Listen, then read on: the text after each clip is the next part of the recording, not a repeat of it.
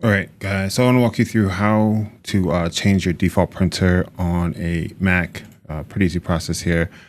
Open up your system settings by clicking the Apple and then system settings. And then here in the search bar, you're going to type printer or scroll down to the bottom of this list and you'll see printers and scanners here. Take you to the same place.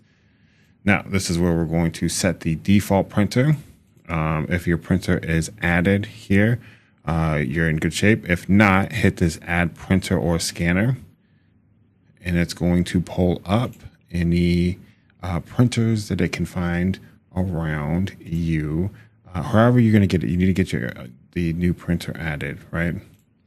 And then, so let's see, I have this 4100 series and I have this 4300. So I'm going to click this one.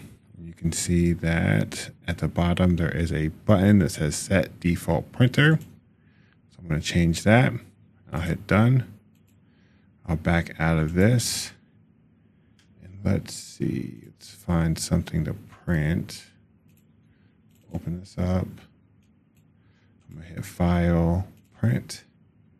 And you'll see that this printer, HP DeskJet 4300, automatically pulls up as the default printer. So that is how you're going to make that happen. I hope this helps, guys. If it does, like and subscribe. Thank you so much. See you next time. Bye.